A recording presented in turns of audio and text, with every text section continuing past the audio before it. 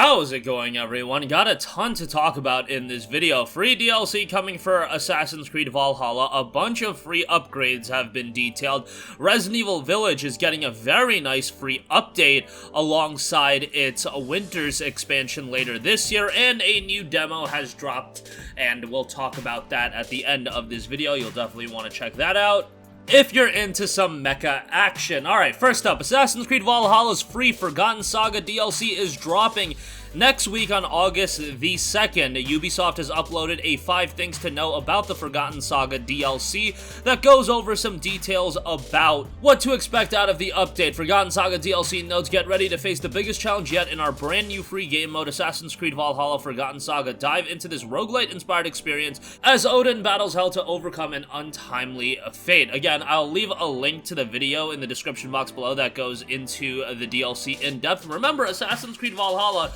is available with PlayStation Plus Extra. Valhalla was actually a game I picked up during the PlayStation 5's launch, and I like the setting a lot. The Viking theme is something I can just easily get into. However, you guys know me, Assassin's Creed just really is not my cup of tea these days, but the fact is you don't have to spend $60 to play Valhalla anymore, although there is the expansion and whatnot, so you know, there's a lot of engagement to be had in the game, and that's really what Ubisoft is going for with Assassin's Creed, to keep people invested into the game for a very long time. I mean, we are, what, 20 months or so removed from the release of the game? Yeah, it came out in November of 2020, and we are still getting a plethora of updates. I had heard some things about the next Assassin's Creed game. That looks like it's been pushed back a little bit. I'm sure we'll hear about it at some point, but at this point, if you enjoy Assassin's Creed Valhalla, there is a buffet of content for you to delve into, and there's a lot of new items and equipment that's going to be dropping, and outfits with this DLC. You've got a bunch of secrets, decisions to make,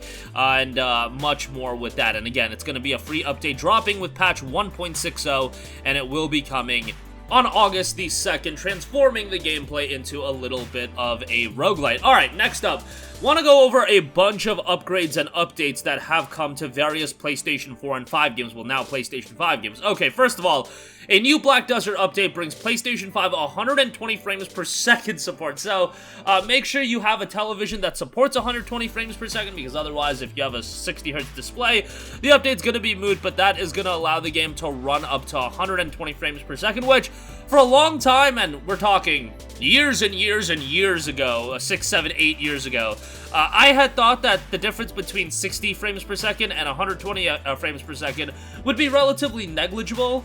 Like, the difference between 30 and 60 FPS is absolutely staggering in my opinion. Like, it's obvious, and for a long time I thought, you know, 60 FPS is incredibly smooth. Do we really need games at 120 frames per second?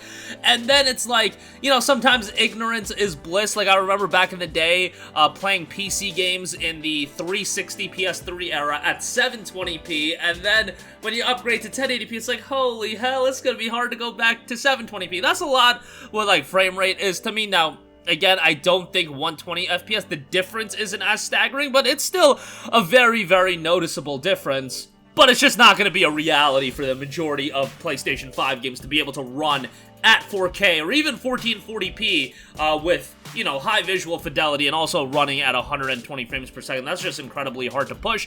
There's going to be games here and there, a couple racing games, whatever the case may be, that can run at 120 FPS. Devil May Cry 5 is actually one of those games that have a that has a 120 FPS option. But again, it's going to be fairly few and far between, but Black Desert gets a 120 FPS update. Alright, a couple of other upgrades that are going to be coming. Outer Wilds will be getting a PlayStation 5 upgrade. This is a game that I hadn't gotten that into, but I know so many people that absolutely love this game. It's an exploration mystery title, has an overwhelmingly positive reception on Steam with 95% positive reviews across 34,000 user reviews, 85 on Metacritic, earned some Game of the Year awards and whatnot.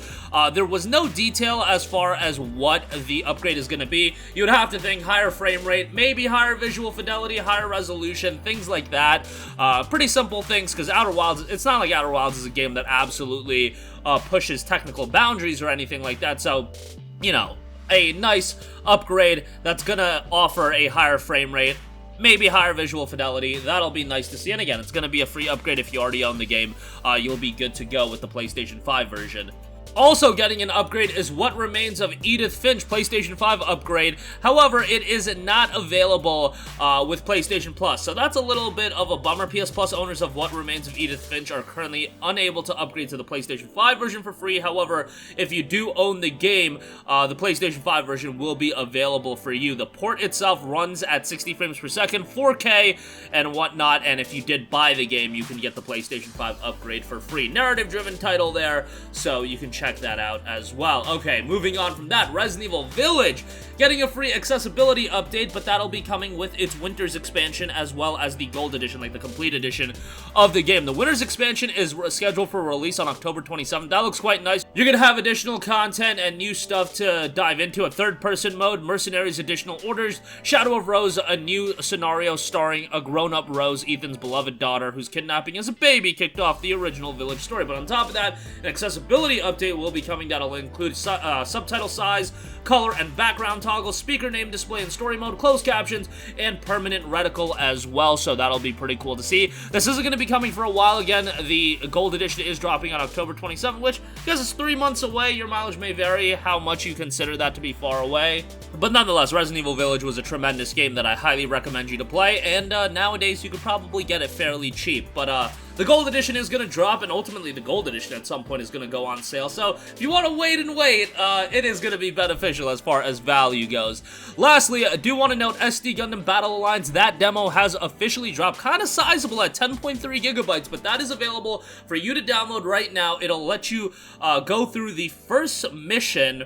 An action RPG where the timeline of Gundam is being distorted. You team up with 2 others and you go through and try to correct history. We've seen anime games do this in the past, but it looks pretty cool in the case of a Gundam game doing it. SD Gundam, not like the biggest fan, but you know what? More mecha action is going to be something I can get down with. SD Gundam Battle Alliance is a multiplayer Gundam action RPG where you can smash foes solo or with friends in thrilling mechanized combat, acquire new mobile suits, power them up, and take them into battle in various modes. Of course, I want to see a full-fledged Gundam, like, action-adventure game, but I just don't know if Bandai Namco's ever going to do something like that. This game definitely looks like something I'd be interested in, and I'm going to check out the demo, but yeah, you can go download that on PlayStation 4 and 5 right now, and it should give you a decent idea of what to expect out of the game. But that is going to do it for me. Again, Assassin's Creed Valhalla getting a pretty notable piece of DLC. Forgotten Saga dropping next week. And look, as much as I am not a fan of the Assassin's Creed titles nowadays,